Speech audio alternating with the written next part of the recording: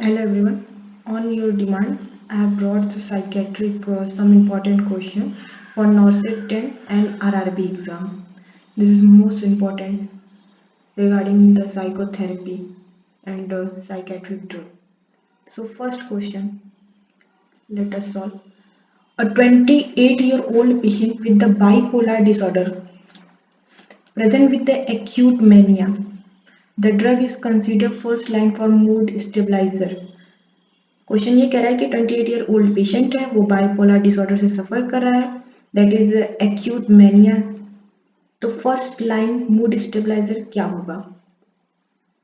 तो answer will B lithium. देखिए फ्लुक्साटीन क्या है, ये SSRI है, तो ये एंटी डिप्रेसेंट के लिए,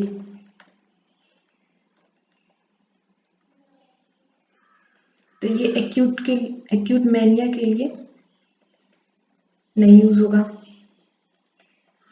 अब बात रही क्लोजापाइन, तो क्लोजापाइन कब यूज करते हैं? जब रेजिस्टेंट सिजोफ्रेनिया हो, मीन्स ट्रीटमेंट रेजिस्टेंट सिजोफ्रेनिया में।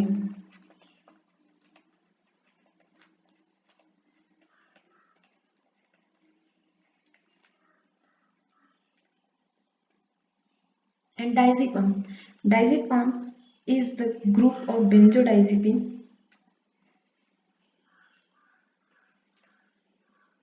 used for only sedation. So first question answer will be lithium. Next question, a patient on lithium therapy. What? A patient on lithium therapy for acute mania should maintain which serum lithium level for optimal therapeutic effect? Means ये सीधे से lithium का therapeutic level पूछ रहा है क्या? Therapeutic level normal क्या होगा रेंज? आंसर जाएगा 0.8 to 1.2 milli equivalent per litre. देखिए 0.6 to 0.8 मिली पर लीटर ये क्या है? ये जो है मेंटेनेंस लेवल है कि इतने पे आपको लिथियम का जो थेराप्यूटिक लेवल है उसको मेंटेन करके रखना है। अब नेक्स्ट बात करें 1.5 to 2.0 milli equivalent per litre. देखिए अगर सीरम लिथियम लेवल जो है मोर देन 1.5 जाता है तो ये टॉक्सिसिटी को इंडिकेट करता है। चलिए अब क्वेश्चन थर्ड पे चलते हैं। Question third what say, a severely depressed patient, point to be noted, patient किसका? डिप्रेशन का है, express persistent suicidal thought and refuse food, which is the most appropriate immediate intervention. देखिए पेशेंट जो है suicidal thought express कर रहा है, तो इसमें कुछ नहीं, डायरेक्ट पेशेंट से बात करेंगे, अगर फिर भी कुछ जो सोल्यूशन नहीं निकल रहा है तो तुरंत ECT जो है हमारा क्या होगा? इमीडिएट इंटरवेंशन होगा। अब बात आती है SSRI, तो ये भी दे सकते हैं, लेकिन ये 2 to 4 वीक लेगा वर्क करने में।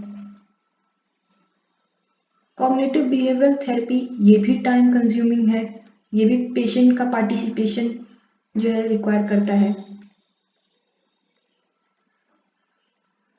बट हमें क्या चाहिए? इमीडिएट चाहिए, तो उसके लिए ECT is best option. Next question, move on fourth question क्या कह रहा है कि a patient under going modified ECT, देखिए मॉडिफाइड ECT पे जा रहा है, complain of memory loss of past event, यहाँ पे मेमोरी लॉस पे पेशेंट चला गया after ECT, the adverse effect is most likely, क्या होगा यहाँ पे? वो मोस्ट कॉमन है ये रेट्रोग्रेड एमनेशिया। देखिए एट्रोगेट एमनेशिया क्या होता है कि न्यू मेमोरीज को फॉर्म नहीं कर पाता, और रेट्रोग्रेड एमनेशिया क्या होता है कि लॉस्ट पास्ट मेमोरीज।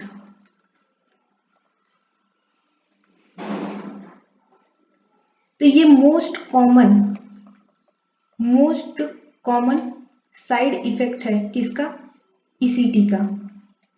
डिलीरियम तो एक कंफ्यूजनल स्टेट है, और हेलुसिनेशन जो है कि ईसीटी में ऐसा कुछ नहीं है। Now move on 5th question. What saying which antipsychotic is least likely to cause hyperprolactinemia and sexual dysfunction? कौन सा एंटीसाइकोटिक ड्रग ऐसा है जो least likely to cause the hyperprolactinemia and sexual dysfunction? तो इसका आंसर जाएगा थर्ड, एरिप्राजोल। ठीक, देखिए ऐसा क्या है कि ये पार्शियल D2 एगोनिस्ट है।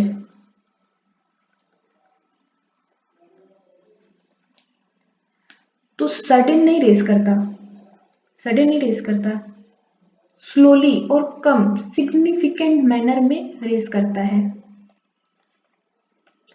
Significantly raise prolactin. ओके, और बात रही एमिसल्फाइड का, तो ये क्या करता है, स्ट्रॉन्ग प्रोलैक्टिन इलिवेशन करवाता है। What? Strong prolactin elevation, just keep it in mind. ठीक है, now move on the 6th question, most important, star mark कर लीजिए आरआरबी में, एसजीपीजीआई में, केजीएबू के लिए। Tardive dyskinesia is most commonly seen in which high risk group? The answer will be going elderly female। देखिए ये यंग वाले low risk होता है और इनमें जो है कि मॉडरेट रिस्क होता है। ठीक है, फीमेल जेंडर्स के लिए ज्यादा होता है और एडोलसेंट में rare. Now move on next question 7। A patient develop painful neck spasm and oculogyric crisis after haloperidol injection। Note करना इस ड्रग को। What is the immediate management? सीधे से आपसे पूछ रहा है कि हेलोपेरिडोल इंजेक्शन लेने के बाद उसको कॉम्प्लिकेशन देखने को मिल रहे हैं। ईपीएस जानते हैं? जस्ट इसने हेलोपेरिडोल इंजेक्शन ने ईपीएस को कॉज किया था। अब इसका जो है इमीडिएट मैनेजमेंट क्या होगा? That will be promethazine IM। क्यों? क्योंकि ये एक तो फर्स्टली एंटीकोलिनर्जिक जो है कि इफेक्ट देगा। नेक्स्ट, ये इमीडिएट क्या कर देगा? रिवर्स कर देगा डिस्टोनिया, जो ये पेनफुल नेक स्पाज्म हो रहा है, ऑक्लोगायरिक क्राइसिस हो रहा है, तुरंत इसको क्या कर देगा? रिवर्स कर देगा। Means it reverses dystonia. ये किसके लिए होगा? प्रोपेरानॉल। ये होगा एक्स्थीसिया के लिए, थीसिया। Lithium is mood stabiliser and this is not for acute dystonia. Now let us move on question number 8, that is which antipsychotic is most frequently associated with the akathisia?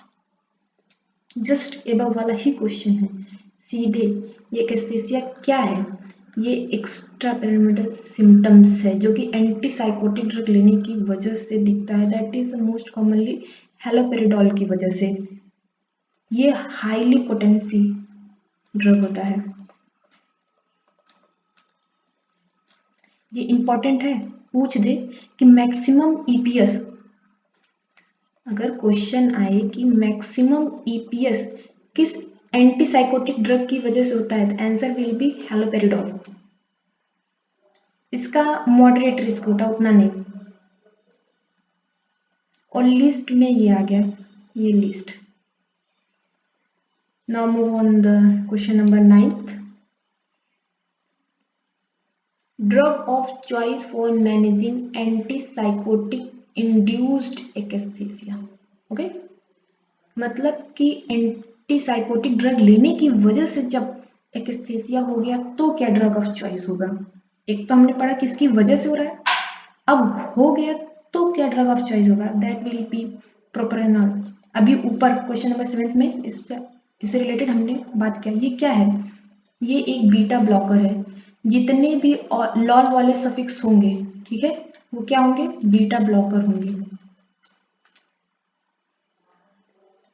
और ये फर्स्ट लाइन मैनेजमेंट है किसके लिए? एक्स्थीसिया के लिए।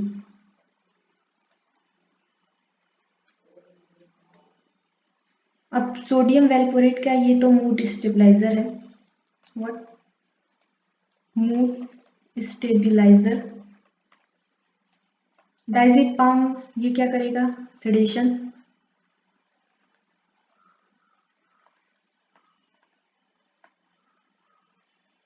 Now let us move on question number 10. Long-acting depot antipsychotic are primarily used in, that will be non-adherent schizophrenia patient. देखिए, इसको routinely नहीं यूज किया जाता।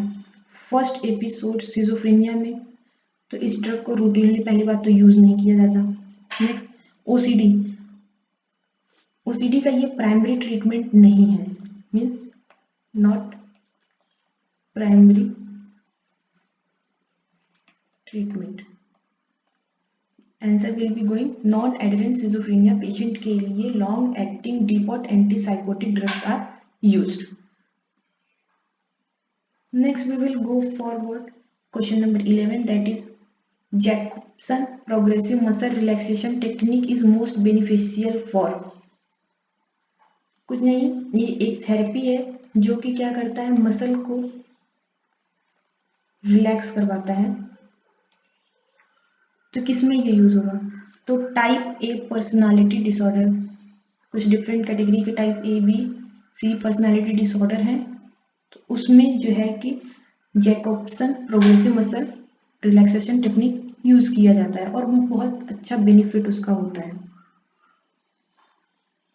देखिए, पैरानॉइड सिजोफ्रेनिया में तो antipsychotic is must, need antipsychotic.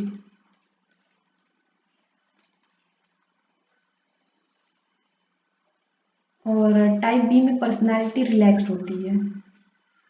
और मैनिया के लिए तो ये काम ही नहीं करेगा, वो भी bipolar no. Move on next question. Question number 12. Master and Johnson squeeze technique indicated in। Generally ये किस लिए होता है? This one, psychogenic premature ejaculation. ये फर्स्ट लाइन होगा। क्या होगा? First line. और ये है क्या squeeze technique? This squeeze technique is a behavioural therapy.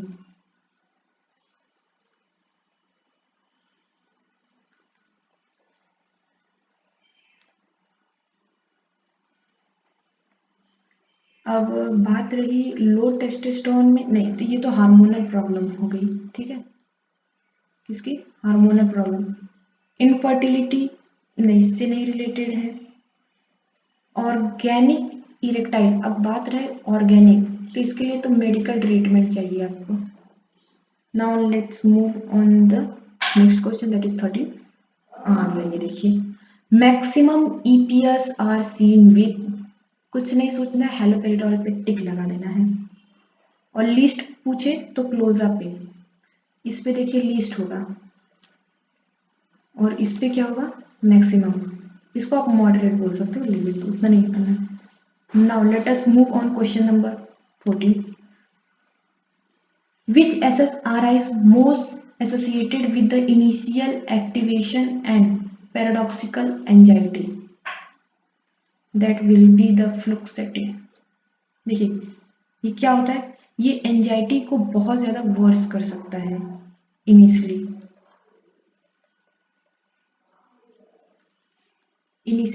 Version the anxiety.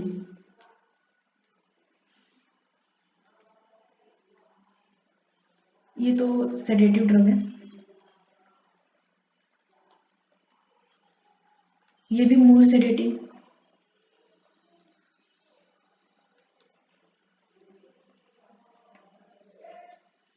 Let us move on question number 15th.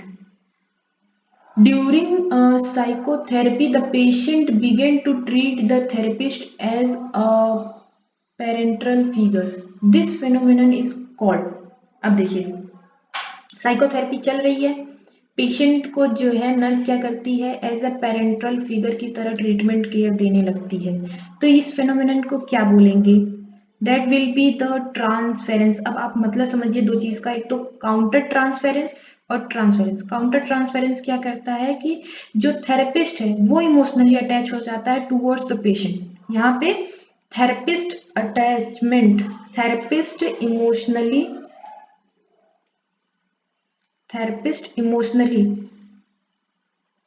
Reaction to patient. और transference में क्या होता है कि पेशेंट जो है कि इमोशनली अटैच हो जाता है किसकी तरफ?